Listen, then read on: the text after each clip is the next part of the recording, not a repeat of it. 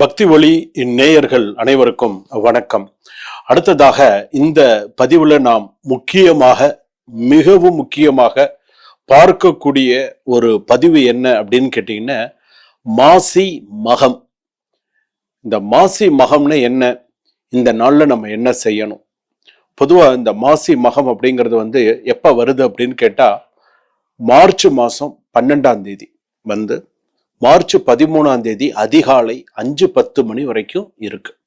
சரி, இந்த மாசி மகம் அப்படிங்கிறது மக நட்சத்திரத்துல பிறந்தவர்கள் ஜகத்தை ஆளுவார்கள் சொல்லி ஒரு மக நட்சத்திரத்துல பிறந்தவர்கள் சொல்றாங்க இல்லையா, ஜகத்தை ஆளுவார்கள் அப்படின்னு சொல்லுவாங்க. ஸோ ரொம்ப ஒரு விசேஷமான ஒரு நட்சத்திரம் பாத்தீங்க அப்படின்னு சொன்னா மக நட்சத்திரம். இந்த மக நட்சத்திரத்துல மாசி மகம் என்று சொல்லக்கூடிய நாள் பாத்தீங்க அப்படின்னு சொன்னா ரொம்ப விசேஷமான அந்த ஒரு நாள், மாசி மாசத்துல வரக்கூடிய அந்த ஒரு நாள், கங்கை உள்ளிட்ட அனைத்து நதிகளும் ஒன்று சேருவதாக ஐதீகம் கொண்ட நாள் அந்த கும்பகோணத்துல இருக்கக்கூடிய அந்த மாசி மகம் என்று சொல்லக்கூடிய மிக அற்புதமான நாள். சரி, இப்போ எல்லாருக்கும் இப்ப கும்பகோணத்துல பிறந்தவர்கள் அதை சுற்றி இருக்கிறவர்களுக்கெல்லாம் சில பேருக்கெல்லாம் பாத்தீங்க அப்படின்னு சொன்னா அந்த மாசி மகத்துக்கெல்லாம் போய் எல்லாரும் குளிச்சுட்டு வருவாங்க. 12 வருஷத்துக்கு ஒரு தடவை அது குளிக்கிறது, வருஷத்துல வரக்கூடிய மாசி மகத்துல குளிக்கிறதெல்லாம் உண்டு. அப்படி எங்களால மாசி மக அந்த குளத்துல குளிக்க போக முடியாதவர்கள் பாத்தீங்கன்னா புண்ணிய தீர்த்தங்கள் என்று சொல்லக்கூடிய அந்த மாதிரி தீர்த்தத்துல, கடல்ல, நதியில, இந்த மாதிரி இடத்துல அந்த மாசி மக நாள்ல குளித்தால், ஸ்நானம் செய்தால் சகல பாப விமோச்சனம். சமுத்திர ஸ்நானம் செய்தால் சகல பாப விமோச்சனம். சரி, அதே நாள்ல தர்ப்பணம் செய்யறது, அதே நாள்ல பித்ருக்கடன் நிவர்த்தி செய்வது, இதெல்லாம் ரொம்ப விசேஷமானது. என்னைக்கு? மாசி மகம் அன்று செய்வது விசேஷமானது. சரி, இந்த மாசி மகம்னு நம்ம சொல்றோம் இல்லையா, இந்த மாசி மகம் பாத்தீங்கன்னா செய்த பாவங்கள் அனைத்தும் நீங்கக்கூடிய நாள். அந்த மாசி மகத்துல ஸ்நானம் பண்ணினா செய்த பாவங்கள் அனைத்தும் நீங்கும் அப்படி சொல்லுவாங்க. அதாவது பாவம் பண்ணினோம் அத்தனை பேர் என்ன பண்ணுவான், காசியில போய் குளிச்சுட்டு வருவான். காசியில போய் குளிச்சு தன்னுடைய பாவத்தை போக்கிக்கிறோம் அப்படின்னு சொல்லி பண்றான். சரி, காசியில செய்யற பாவத்தை எங்க போய் கழிக்கிறது? உண்டா இல்லையா? இங்க செய்யற பாவத்தை காசியில போய் கழிக்கிறாங்க. காசியில போயிட்டு நான் அதை விட்டுறேன், இது ஏதோ காசியில போய் கங்கை குளிச்சு ஏதோ ஒரு பண்றாங்க. அப்ப காசியில செய்யற பாவத்தை எங்க போய் காசியில பாவம் பண்றவன்லாம் இருக்காம இருக்கானா? எத்தனை பேர் கண்ணுக்கு தெரிஞ்சு, எத்தனை பேர் நம்ம போனவங்க அத்தனை பேருக்குமே தெரியும் அங்க என்ன நல்லா இருக்கு அப்படிங்கிறது, நல்லது கெட்டது எல்லாமே தெரியுது.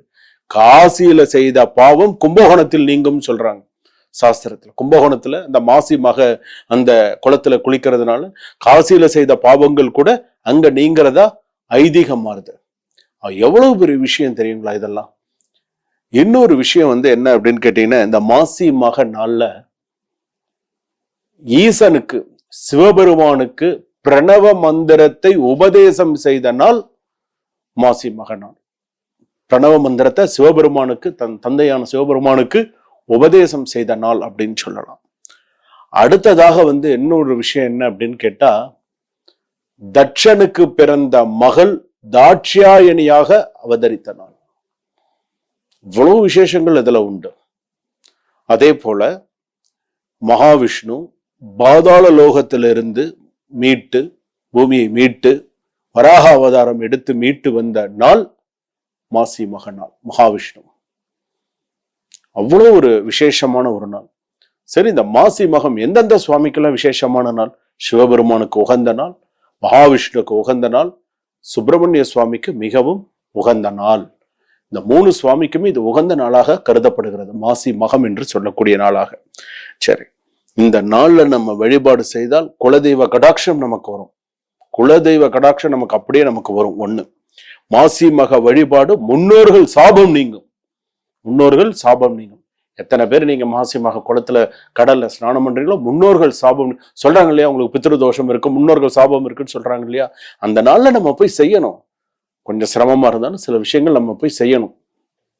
அப்படியே சப்போஸ் உங்களால செய்ய முடியல, வீட்டுல வயதானவர்கள் பண்ணணும், என்னால அவ்வளவு தூரம் பிரயாணம் பண்ண முடியல, கடல் ஸ்நானம் பண்ண முடியலன்னு யாரையாவது விட்டு அந்த மாசி மகத்துக்கு முன்னாடி ஒரு 2 நாள் முன்னாடியோ 1 நாள் முன்னாடியோ கடல்ல போயிட்டு கடல் தீர்த்தத்தை எடுத்துட்டு வந்து வீட்டுல கொடுத்து அந்த ஒரு 1 லிட்டர் 2 லிட்டர் தண்ணி பாட்டில் இருக்கு இல்லைங்களா, சாதாரண தண்ணியில அதுல கொஞ்சம் துளி மஞ்சள் துளி உப்பு கலந்து குளிச்சா விசேஷமானது. உங்களால வயதானவர்கள் போக முடியலன்னு சொன்னா இதை நீங்க செய்யலாம். செய்தால் சகல பாவ உங்களுக்கு நன்மையும், உங்களுக்கு அவ்வளவு சகல பாவ விமோசனம், நன்மைகள் அதிகமாக வரக்கூடிய நாளாக அமைகிறது. சரி, அடுத்ததாக பாத்தீங்க அப்படின்னு சொன்னா இந்த மாசி மகம்னு நம்ம சொல்றோம் இல்லையா, இந்த மாசி மகம்ங்கிறது எப்படின்னு கேட்டீங்கன்னா,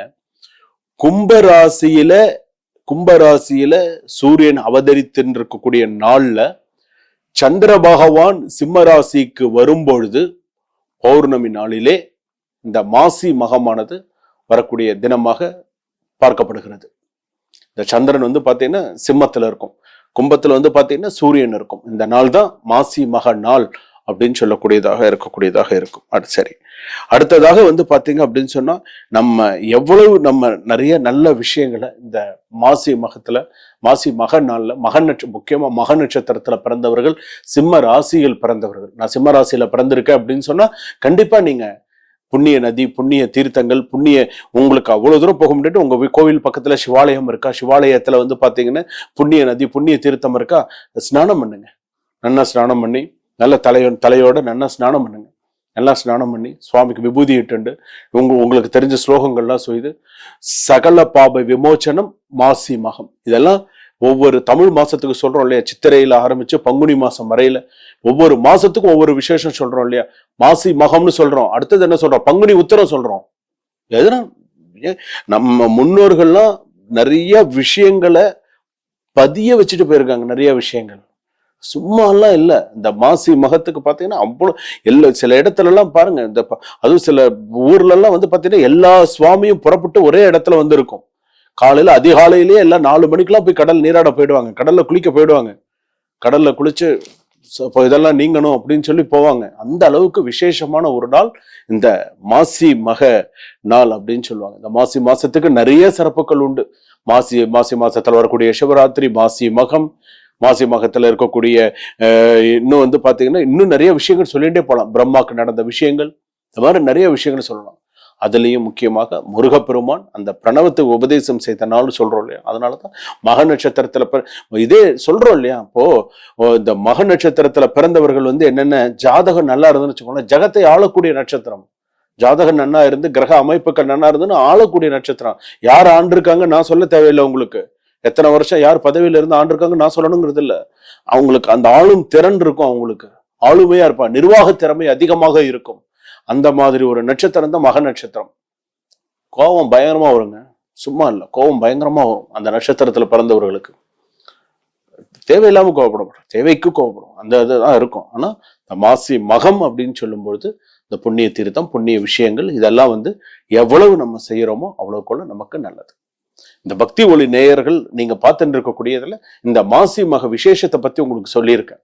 இந்த மாசி மகம்னு யாரு, மாசி மகத்துல என்னென்ன விசேஷங்கள் வந்திருக்கு, தாட்சாயணி என்ன, பிரணவ மந்திரம் என்ன, இதுல புண்ணிய தீர்த்தங்கள் எப்படி இருக்கணும், அதே போல இந்த காசியில இருக்கக்கூடிய பண்ணின பாவங்கள் கூட கும்பகோணத்துல நீங்கக்கூடியதாக இருக்கும். கும்பகோணம் மாசி மக குளத்துல குளிக்கிறது அவ்வளவு ஒரு விசேஷமானது அப்படின்லாம் சொல்லியிருக்கேன். அது அத்தனையும் நம்ம செய்யணும். நான் போயிருக்கேன், அவ்வளவு விசேஷமான ஒரு மாசி மக குளம் நான் போய் ஸ்நானம் பண்ணியிருக்கேன். அவ்வளவு ஒரு நல்ல ஒரு விஷயம், நல்ல ஒரு பாசிட்டிவ் வைப்ரேஷன்ஸ் வேணுமா, கண்டிப்பா இந்த மாசி மகத்துல விரதம் இருந்து பண்ணுங்க, சும்மா இருந்து பண்ணாதீங்க. நீங்க விரதம் இருந்து சில விஷயங்கள் நீங்க செய்யறீங்க அப்படின்னு சொன்னா கை மேல நல்ல பலன்களை உங்களுக்கு கொடுக்கும். அதுல எல்லளவும் மாற்றம் கிடையாது. சரிங்களா? வாழ்க வளமுடன்.